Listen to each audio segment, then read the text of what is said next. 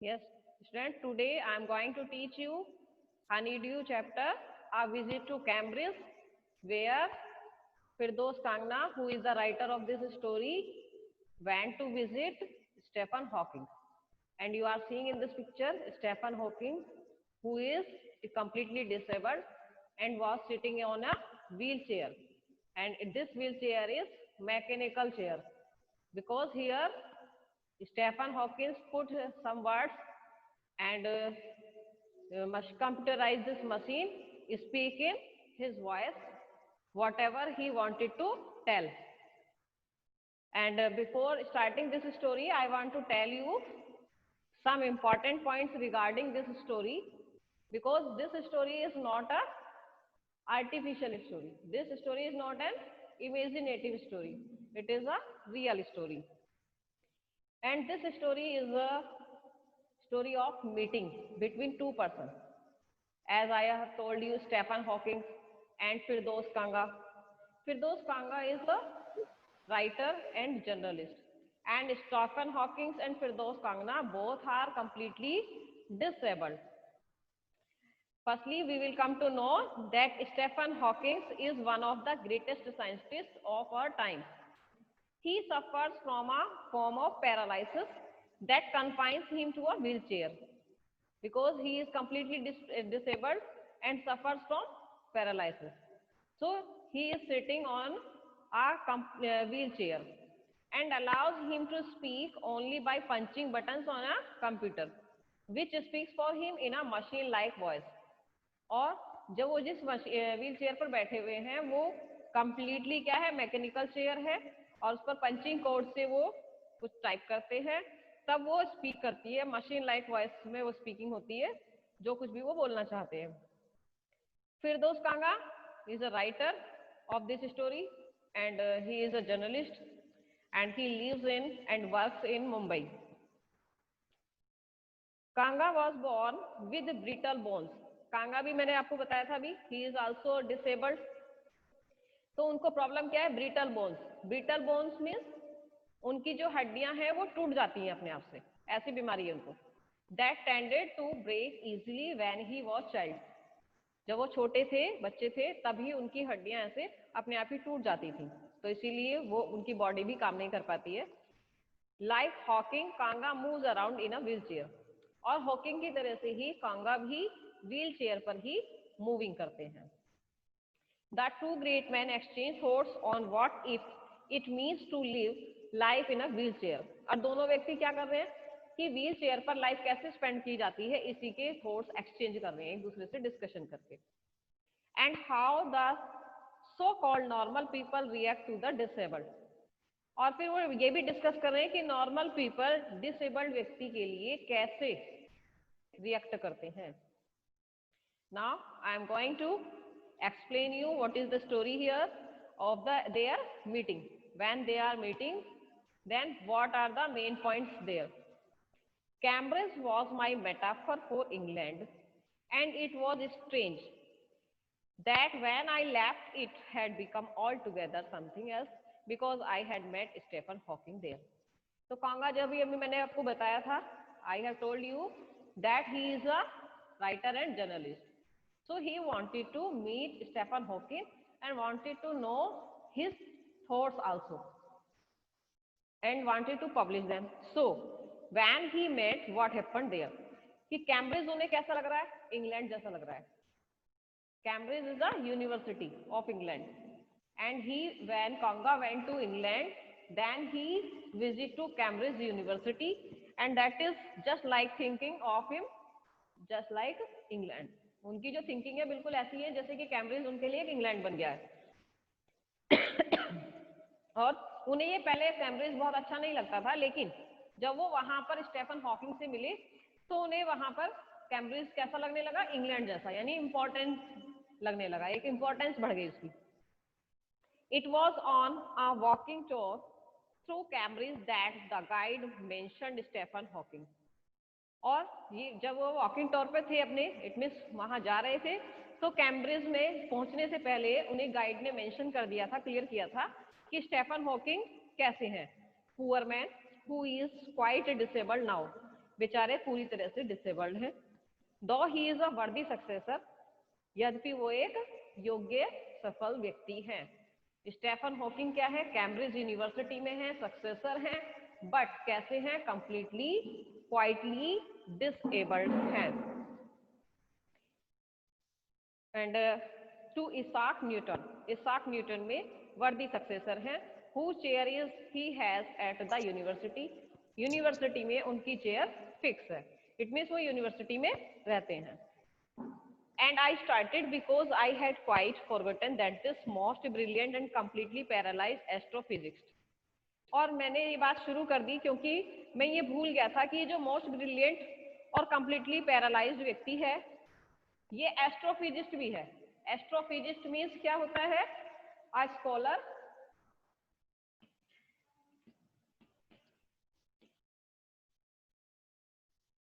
Of astrophysics.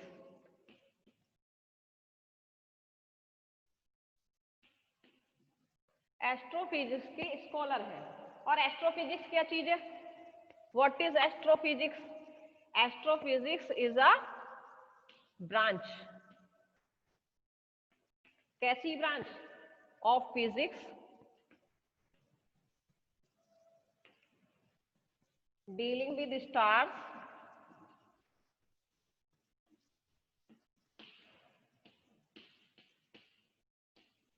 Stars हम नक्षत्रों को कहते हैं ना, तो dealings with stars and planets, जो प्लैनेट्स की डीलिंग करते हैं, प्लैनेट्स पर स्टडी करते हैं, उस तरह की नॉलेज रखते हैं स्टार्स और प्लैनेट्स की, वो एस्ट्रोफिजिक्स कहलाते हैं। तो ये क्या है, एस्ट्रोफिजिक्स है।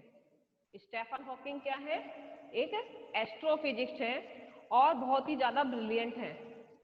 The author of a brief history of time, one of the biggest best sellers ever lived in here, और साथ ही साथ वो ऑथर भी हैं, ऑथर यानी लेखक, किसके, a brief history of time, ये बुक भी उन्होंने लिखी है।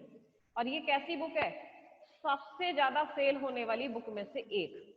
तो उसके ऑथर यानी कि स्टीफन हॉकिंग कहाँ रहते हैं, यूनिवर्सिटी में रहते हैं, कैम्ब्रिज यूनिवर्सिटी में, that is in England.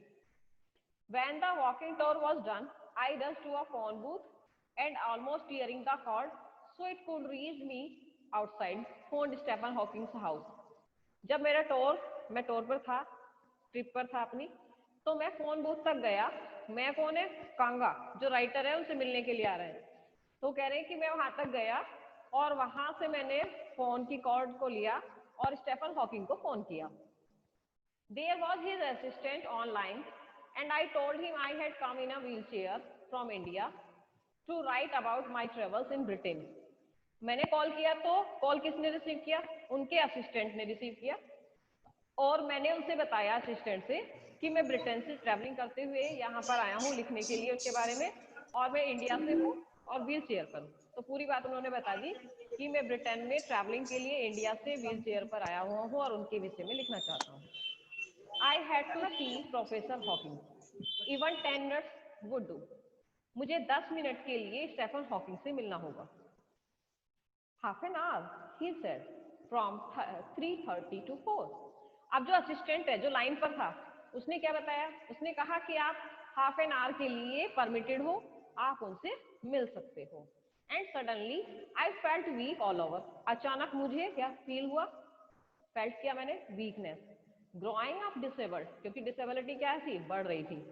You get fed up with people asking you to be brave as if you have a courage account on which you are too lazy to draw a check. The only thing that makes you stronger is seeing somebody like you achieving something huge.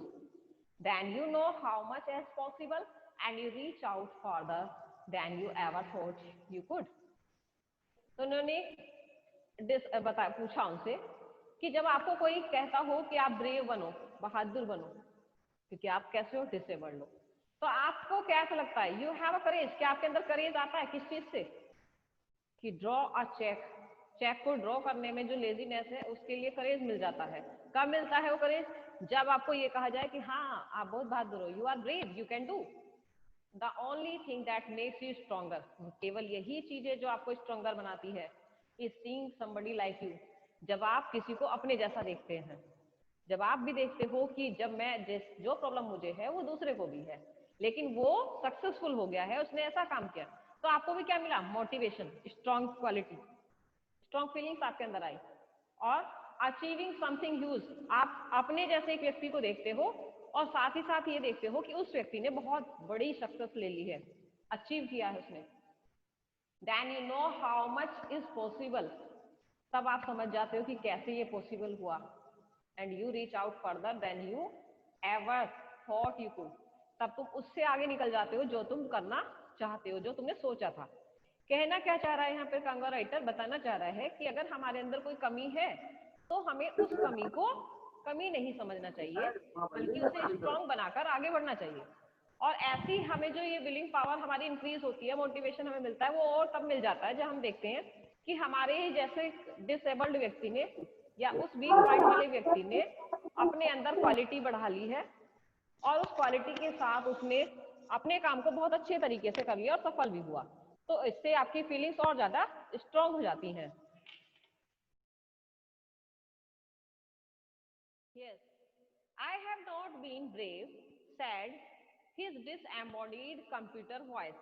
The next afternoon, I have had no choice. अब जब कांगा ने सारी बात की तो जो डिसएम्बॉडीड computer voice है उसने जवाब दिया, यानी स्टेफन हॉकिंग की जो कंप्यूटराइज मशीन है, व्हील चेयर है, वहां से आवाज आई, I have not been brave, मैं बहादुर नहीं हुआ करता था। यानी कि कोई अगर मुझे कहता कि तुम ब्रेव हो, तुम बहुत बहादुर हो, तो मैं तो बहादुर नहीं था, क्योंकि वो तो कंप्लीटली डिसेबल्ड है, उनकी बॉडी पूरी तरह से पैरालाइज है। तब उन्होंने दोपहर बाद क्या कहा, यानी बाद में उन्होंने कहा, I have had no choice, मेरी कोई चॉइस भी नहीं थी। तो अब कांगा क्या कहते हैं? श्योरली आई वॉन्टेड टू से living creatively with the reality of his disintegrating body was a choice. मैं कहना चाहता हूँ कि हाँ, लिविंग क्रिएटिव यानी क्रिएटिव रहना ऐसी डिसइंटीग्रेटिंग बॉडी के लिए क्या चॉइस होगी, यानी कि उसकी ऐसी बॉडी पर कोई चॉइस नहीं होगी। बट आई केप्ट क्वाइट, लेकिन मैं शांत रहा, because I felt guilty every time I spoke to him forcing him to respond. अब मुझे गिल्टी फील हो रहा था कि मैं उन्हें बार बार मोटिवेट कर रहा था, फोर्स कर रहा था कि वो रेस्पॉन्स दें, और वो रेस्पॉन्स देने में कैपेबल नहीं थे, लेकिन उन्हें मजबूरी में रेस्पॉन्स देना पड़ रहा था। जब मैं उनसे क्वेश्चन पूछ रहा था तो मुझे गिल्टी फील हो रहा था। There was he tapping at the little switch on his hand, उनके हाथ पर जो छोटा सा स्विच था उसको वो टैप करते हैं। Trying to find the words on his computer, और कंप्यूटर में कुछ वर्ड्स फाइंड करने की कोशिश करते हैं। With the only bit of movement left to him, थोड़े से मूवमेंट्स में। हिज लॉन्ग पेल फिंगर्स, जो उनकी लंबी पतली पतली उंगलियां हैं, पीली पीली, यानी कि ब्लड नहीं चल रहा, उनमें सर्कुलेशन नहीं हो रहा ब्लड का, उन फिंगर से वो कंप्यूटर पर कुछ वर्ड्स सर्च करने की कोशिश करते हैं अपनी बात को कहने के लिए। तो इसीलिए मुझे क्या फील हो रहा है? गिल्टी फील हो रहा था, मुझे लग रहा था कि मैंने गलत किया ऐसा। Every so often his eyes would shut in frustrated exertion, अक्सर उनकी आंखें फ्रस्ट्रेटेड होकर एक्सर्शंस में सेट हो जाती थी, थककर बंद हो जाती थी, यानी पूरी तरह से वो काम नहीं कर पा रहे थे। एंड सिटिंग ऑपोजिट हिम, उनके सामने बैठे हुए, I could feel his anguish, तब मुझे कुछ निराशा होती थी। The mind buoyant with thoughts that came out in frozen phrases and sentences stiff as corpse. तब वो जो एक्टिव और वाइब्रेंट इंटेंशन थी उनके अंदर, इंटेंस थॉट्स थे, आते हुए थॉट्स थे, वो कहाँ से आ रहे थे? फ्रोजन, जो जमी हुई, बर्फ की तरह से जमी हुए वर्ड्स, सेंटेंस और फ्रेजेस थे, यानी बड़ी मुश्किल से वो अपनी बात को कह पा रहे थे। और उनके जो वर्ड्स थे कुछ ऐसे थे जैसे कि कोई डेड बॉडी हो, डेड बॉडी जो बिल्कुल शांत होगी, कुछ नहीं बोलती है, ऐसे वर्ड्स वो बहुत मुश्किल से अपनी बात को बता पा रहे थे, टाइप कर पा रहे थे। A lot of people seem to think that disabled people are chronically unhappy. I said, I know that's not true myself. Are you often laughing inside? तब मैंने कहा कि बहुत सारे व्यक्ति ऐसा सोचते हैं कि जो डिसेबल्ड पीपल हैं वो क्रोनिकली, यानी कि एक परंपरागत तरीके से हमेशा के लिए अनहैप्पी रहते हैं, कभी भी वो खुश नहीं होते हैं। लेकिन मैं जानता हूँ कि ये सच नहीं है। लेकिन जब आप ऐसा सुनते हो कि वो हमेशा डिसेबल्ड होते हैं, अनहैप्पी रहते हैं, तो आपको कैसा लगता है? क्या आपको अंदर से हंसी आती है? About 3 minutes later, he responded, I find it amusing when people patronize me. अब उसमें से रेस्पॉन्स आया, उनका रेस्पॉन्स आता है 3 मिनट बाद कि मुझे पूरी तरह से अम्यूजिंग लगता है जब व्यक्ति मेरे लिए सिंपैथी रखते हैं, सहानुभूति रखते हैं. Patronise means sympathy. As you find it annoying when someone like me comes and disturb you in your work. और जब कभी भी मेरे जैसे व्यक्ति आपसे मिलने के लिए आते हैं तो क्या आप नाराज हो जाते हैं कि वो आपके काम को डिस्टर्ब कर रहे हैं? द आंसर फ्लैश, आंसर आता है तुरंत, yes. Then he smiled his one way smile and I knew without being sentimental or silly that I was looking at one of the most beautiful men in the world. Answer one way smile के साथ आया, yes. लेकिन मैं जानता था कि मैं संसार के सबसे सुंदर व्यक्ति से बात कर रहा हूँ without emotion, emotion of silliness. Without emotion of silliness मैं वर्ल्ड के सबसे ब्यूटीफुल मैन के साथ बात कर रहा हूँ. I first glimpse of him is shocking. उनकी जो पहली झलक थी वो शॉक्ड करने वाली थी because he is like I still photograph. क्योंकि बिल्कुल ऐसे लग रहे थे जैसे कि फोटोग्राफ बिठा रखा हो, क्योंकि कंप्लीटली पैरालाइज थे. As if all those pictures of him in magazines and newspapers have turned 3 dimensions. जैसे कि न्यूज़पेपर और मैगजीन्स में उनकी पिक्चर 3 डायमेंशंस में होती हैं, बिल्कुल वैसे ही वो दिखाई दे रहे थे बैठे हुए भी. Then you see the head twisted sideways into a slump, the torso shrunk inside the pale blue shirt. तब क्या तुम उस हेड को देखते हो जो ट्विस्टेड है, सिकुड़ता जा रहा है, वीक होता जा रहा है, और वो ब्लू शर्ट में जो व्यक्ति है वो श्रंक होता जा रहा है. द वेस्टेड लेग्स, और लेग्स वेस्ट होती जा रही हैं, अपर पार्ट उनका वेस्ट होता जा रहा है, खराब होता जा रहा है, बढ़ती जा रही है उनकी ये problem. You look at his eyes which can speak. तुम ऐसे व्यक्ति की आंख में देखो जो कुछ बोल सकती हैं, स्टिल हैं, स्थिर तो हैं लेकिन बोल सकती हैं. And they are saying something huge and urgent. और वे कुछ ऐसा कह जाती हैं जो बहुत बड़ा है और अर्जेंट है, बहुत जरूरी भी है. It is hard to tell what, लेकिन ये मुश्किल है उसे बताना कि वो क्या कह रही है, समझना होगा उसे. But you are shaken because you have seen something you never thought could be seen. लेकिन तुम शेक हो जाते हो क्योंकि तुम उस चीज को देखते हो जो तुमने कभी देखी ही नहीं है. तब तुम क्या हो जाते हो, कांप जाते हो. Before you like a lantern whose walls are worn so thin you glimpse only the light inside. बिल्कुल उसी तरह से जब तुम्हारे सामने कोई लैंप रख दिया जाए, लालटेन रख दी जाए, जिसकी जो लेयर है, वॉल है, वो बिल्कुल थिन है, पतली है, और उसमें से अंदर की रोशनी साफ दिखाई देती है. जैसे आपने लैंप या कोई लालटेन भी देखी होगी तो उसमें से अंदर की रोशनी साफ दिखती है. Is the incandescence of a man. ये क्या है, ये एक व्यक्ति की अंतरात्मा है, अंदर का प्रकाश है. The body almost irrelevant exists only like a case made of shadow. हमारी जो बॉडी है वो बिल्कुल शेडो से बने हुए केस की तरह है, ऐसी शेडो का केस जिसमें से उसके अंदर के ज्ञान को बाहर आसानी से देखा जा सकता है, बिल्कुल उसी तरह से जैसे लैंप में से लाइट को आसानी से देखा जा सकता है. So that I not believer in the eternal soul.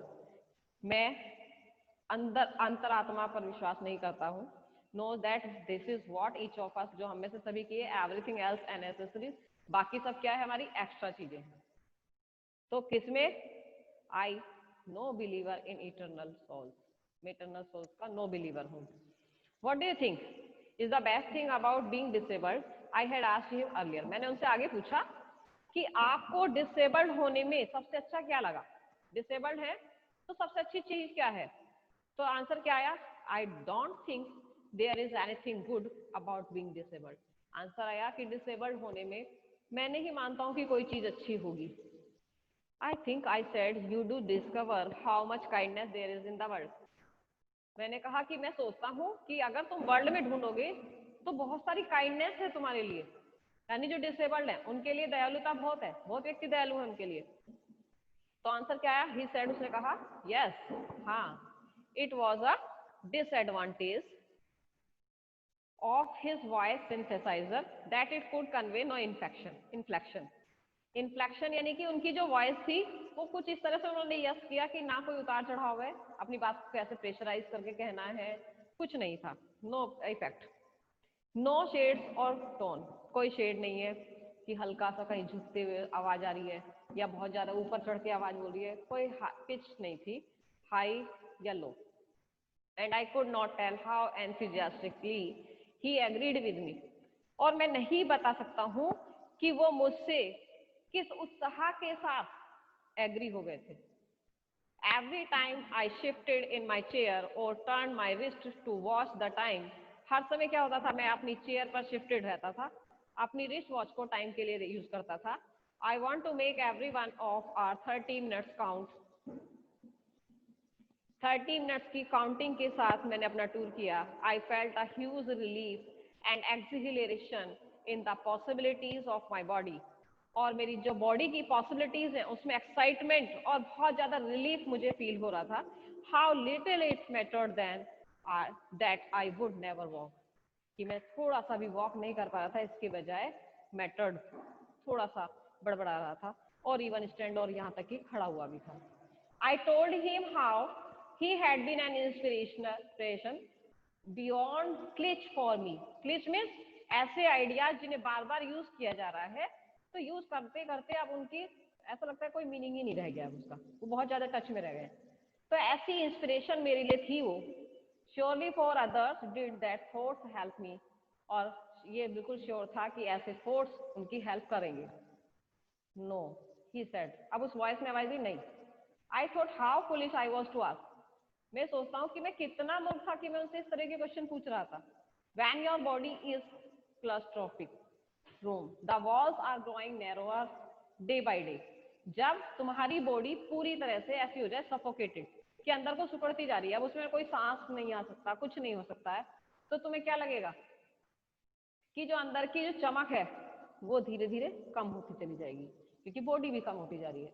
It doesn't do much good to know that there are people outside smiling with admiration to see you breathing still, और मुझे लगता है कि जानना बहुत अच्छा होगा कि जो व्यक्ति हैं बाहर से स्माइल करते रहते हैं, उनके अंदर से जो सांसें हैं वो स्थिर होती हैं और वो एडमायरेशन के योग्य होते हैं। Is there any advice you can give disabled people, something that might help the life better? क्या आपकी कोई ऐसी एडवाइस है कि जो डिसेबल्ड व्यक्ति को दी जा सके कि वो और अच्छा करें? क्या आप ऐसी कोई एडवाइस देना चाहेंगे? They should concentrate on what they are good at. I think things like the disabled Olympics are a waste of time. तब आवाज ने क्या रिप्लाई किया स्टीफन हॉकिंग ने, कि मैं चाहता हूं कि वो व्यक्ति उस चीज पर कंसंट्रेट करें जो उनके अंदर अच्छी है, यानी जो अच्छी क्वालिटी है उनके अंदर, उस पर कंसंट्रेशन करें। और डिसेबल्ड व्यक्तियों के लिए ओलंपिक्स तो वेस्ट ऑफ टाइम है, उसके बारे में सोचना भी नहीं चाहिए, यानी हमें वो काम करने चाहिए जिसमें हम अच्छे हैं। I know that what you mean. I remembered the years I had spent trying to play a Spanish guitar considerably larger than I was, and how gleeful I had unstringed it one night. हाँ, मैं जानता था कि आपका ये मतलब होगा, लेकिन पिछले कुछ सालों से आई हैड स्पेंट, मैंने बहुत सारा टाइम स्पेनिश गिटार सीखने में लगा दिया, जिसके बारे में मुझे बिल्कुल भी नहीं पता था। मैंने उसका फिर खुशी से तार ही तोड़ दिया। The half hour was up. I think I have annoyed you enough, I said, grinning. Thank you for. तो उन्होंने कहा कि मैंने आपका बहुत आधा घंटा ले लिया है, कवर हो गया है, और इसके आप मुझसे नाराज तो नहीं हुए होंगे? चलिए, आपका धन्यवाद। Stay, I waited, have some tea, I can show you the garden. अब उस आवाज ने कहा, यानी कि स्टीफन हॉकिंग ने, स्टे, रुको, कुछ चाय ले लो, मैं तुम्हें गार्डन दिखाता हूँ। The garden was as big as a park, but Stephen Hawking covered every inch, rumbling along in his motorized wheelchair while I dozed to keep out of the way. We couldn't talk very much. The sun made him silent, letters on his screen disappearing the glare. अब garden बहुत बड़ा था, लेकिन उन्होंने हर inch को cover किया, और मुझे कैसा लग रहा था, मुझे ऐसा लग रहा था कि मैं इसे अवॉइड करूं, यहाँ से निकल लूं, और वो अपनी व्हील चेयर पर ही हर इंच को कवर करते हुए जा रहे थे, बातें कर रहे थे, लेकिन मैं बातें नहीं कर सकता था, और अब ज्यादा बातें हो भी नहीं सकती थी, क्योंकि सन क्या है, साइलेंट होता जा रहा था। और 3 लेटर्स थे वो दिखने उन्हें कम हो गए थे स्टीफन हॉकिंग को, क्योंकि वो स्क्रीन के थ्रू ही बात कर सकते थे। And half hour later we are ready to leave, I didn't know what to do. अब हम रेडी थे एक दूसरे को छोड़ने के लिए, मैं नहीं जानता था कि अब मुझे क्या करना चाहिए। आई कुडंट किस हिम और क्राई, किस करना चाहिए या रोना चाहिए। I touched his shoulder and wheeled out into the summer evening. मैंने उनके शोल्डर को टच किया और समर इवनिंग में व्हील चेयर से ही बाहर गया। I looked back and I knew he was waving. मैंने पीछे देखा कि हाँ शायद वो मुझे हाथ हिलाकर विदाई दे रहे होंगे, लेकिन दैट वॉज नॉट, ऐसा नहीं था। Watching him an embodiment of the of my bravest self. मेरे बहादुरी तरीके से जो मेरी बॉडी तैयार थी उसे वो देखे, no. The one I was moving towards, the one I had believed in for so many years. एक ऐसा व्यक्ति जिसको मैंने देखा था, बहुत सालों से मेरा विश्वास बना हुआ था, अलोन, बिल्कुल अकेला है। आई नी, मैं जानता हूँ, that my journey was over, कि मेरी यात्रा यहाँ कंप्लीट हो गई है, मैं उनको मिल चुका हूँ फॉर नाउ, और अब तक के लिए सब कुछ जान चुका हूँ। So it is drifted from heaven on wheels. Heaven on wheels यानी स्वर्ग किस पर आ गया? व्हील्स पर। स्वर्ग से मतलब है अच्छी क्वालिटीज अगर हैं और आप व्हील पर भी हैं, then you can get success. Now this chapter is complete.